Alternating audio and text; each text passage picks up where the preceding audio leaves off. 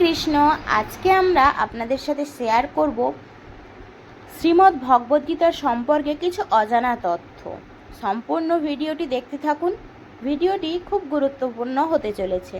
তো গীতা হলো সমস্ত বৈদিক শাস্ত্রের সার, যা শ্রীমদ্ ভগবদ্গীতা নামে পরিচিত। গীতা হলো সমস্ত উপনিষদের সার, তাই একে গীতা উপনিষদও বলা হয়।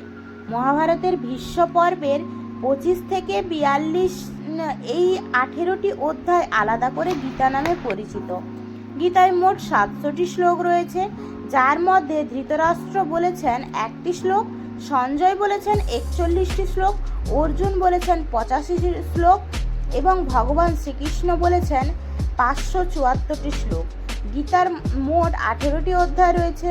প্রথম 6টি অধ্যায়কে বলা হয় ধর্মশতক এবং মাঝের 6টি অধ্যায়কে বলা হয় ভক্তিশতক এবং শেষের 6টি অধ্যায়কে বলা হয় জ্ঞানশতক। আর গীতা পড়লে যে 5টি বিশেষ সম্পর্কে আমরা জানতে পারি তা হলো ঈশ্বর, জীব, প্রকৃতি, জ্ঞান, কর্ম।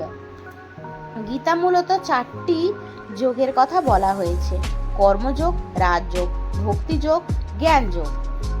ভগবান শ্রীবিষ্ণু গীতার জ্ঞান সর্বপ্রথম সূর্যদেব বিষবসানকে দিয়েছিলেন। সূর্যদেব তার পুত্র মনুকে দিয়েছিলেন। মনু তার পুত্র ইক্ষ্বাকুকে দিয়েছিল। ইক্ষ্বাকু তার পুত্র বৈবস্বতকে দিয়েছিল।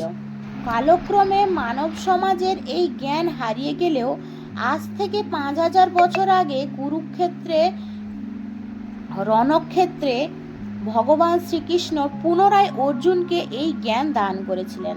গ্রন্থ আকারে মানব সমাজে এই গীতা খ্রিস্টপূর্ব প্রথম শতাব্দীরও আগে থেকে প্রচলিত রয়েছে।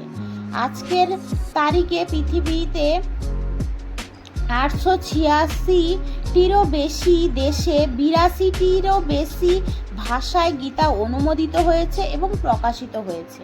গীতার প্রাচীন পাণ্ডুলিপিটি ইংল্যান্ডের অক্সফোর্ড বিশ্ববিদ্যালয়ের বোলমিয়াম লাইব্রেরিতে সংরক্ষিত রয়েছে।